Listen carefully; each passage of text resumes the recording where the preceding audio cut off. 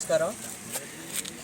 Janasena party 13వ ఆవిర్భావ దినోత్సవ శుభాకాంక్షలు జనసేన కుటుంబ సభ్యులందరికీ.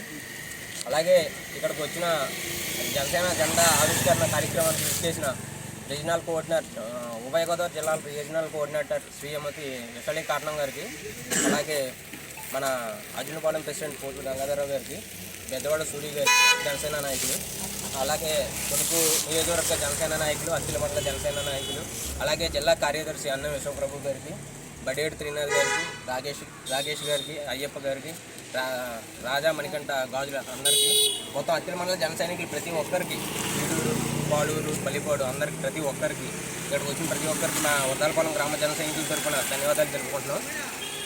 ఈ జనసేన జెండా అనేది మాకు చాలా ఆటుపోట్ల మధ్య మేము ఆవిష్కరించుకోవడం జరిగింది. మీ అందరి సపోర్ట్ మాకు ఇచ్చినందుకు మీ అందరికీ నా ధన్యవాదాలు. అలాగే మా గ్రామ జన సైనికులు అందరి తరఫున ధన్యవాదాలు తెలుపుకుంటున్నాం. అందరికీ 13వ పార్టీ ఆవిర్భావ దినోత్సవ శుభాకాంక్షలు. అలాగే ఇదే ఉనికిని, ఇదే బలాన్ని మనం రానున్న స్థానిక సంస్థల ఎన్నికల్లో మనం అందరం ప్రతి ఒక్కరూ, మనం ఎవరో నాయకులు అవ్వాలని కాదు, మన కుర్రోళ్ళే, మన జన సైనికులే, మన నుంచే రావాలి నాయకులు. కళ్యాణ్ గారు కూడా చెప్పేది పదే అదే, లబ్బర్ చెప్పులు వేసుకున్న వాళ్ళతో రాజకీయం చేయిస్తానని. మనం ఒకరికి పాలేరుతనం చేయడం కాదు, మన పార్టీ నుంచి మన కుర్రోళ్ళమే వార్డు మెంబర్లుగా, సర్పంచ్ అభ్యర్థులుగా, ఉప సర్పంచులుగా మనమే ఉండాలి. ఇదంతా మీరందరూ దృష్టిలో పెట్టుకుని రానున్న సర్పంచ్ స్థానిక ఎన్నికల్లో బలంగా మీరందరూ కృషి చేస్తారని, మన వర్దాలపాలెం గడ్డ, అత్తిల మండలంలో వర్దాలపాలెం గడ్డ అంటే జనసేన అడ్డ అని చెప్తారు. అలాంటిది మనం 100% స్ట్రైక్ రేటు 2024లో మన కళ్యాణ్ గారు సాధించారు.